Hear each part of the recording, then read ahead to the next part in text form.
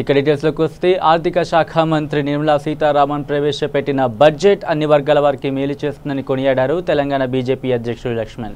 BJP కార్యాలయంలో ఏర్పాటు చేసిన మీడియా సమావేశంలో ఆయన మాట్లాడుతూ కేంద్ర ప్రభుత్వం ఇచ్చిన నిధులు రాష్ట్ర ప్రభుత్వం పక్కదోవ పట్టించి ఇదంతా మాచలవే అని గొప్పలు చెప్పుకోవడం విడ్డూరంగా ఉందని అన్నారు. కేంద్ర మంత్రి నిర్మలా సీతారామన్ ప్రవేశపెట్టిన బడ్జెట్ అన్ని రంగాలను ఆదుకునే విధంగా ఉందంటూ ఆనందం వ్యక్తం చేశారు.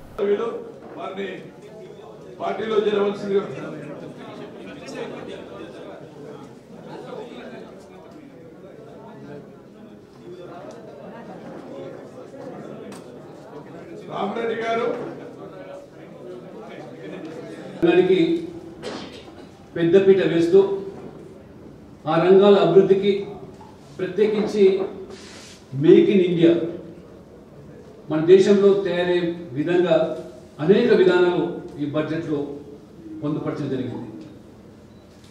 నిన్న ఆర్థిక సర్వే పార్లమెంట్ ముందు ప్రవేశపెట్టిన దాంట్లో వ్యక్తపరిచినటువంటి పొదుపు, పెట్టుబడులు, ఎగుమతులు, తద్వారా ఆర్థిక వృద్ధి సాధన అనే లక్ష్యానికి అనుగుణంగా ఈ బడ్జెట్ ప్రతిపాదనలు ఉన్నాయి.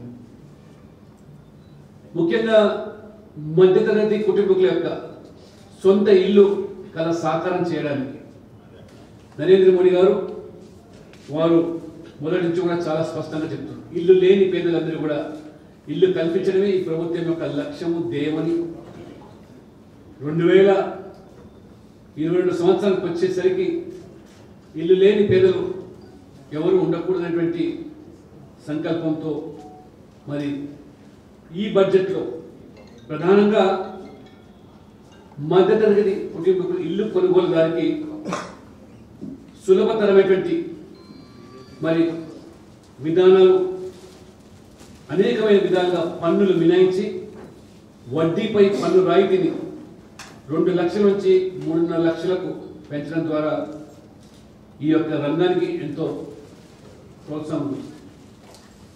మరోవైపు ప్రధానమంత్రి ఆవాస్ యోజన 2022 వరకు 2 కోట్ల ఇల్లు నిర్మించాలనేటువంటి సంకల్పంతో ఈ ప్రభుత్వం అడుగులు వేస్తుంది.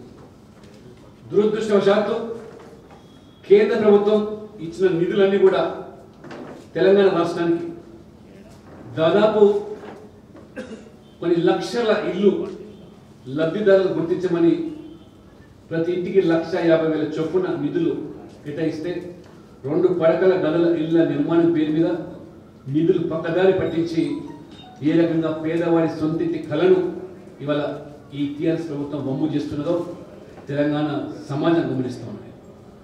సొమ్మొక్కటి సోకొకటి అన్నట్టుగా 2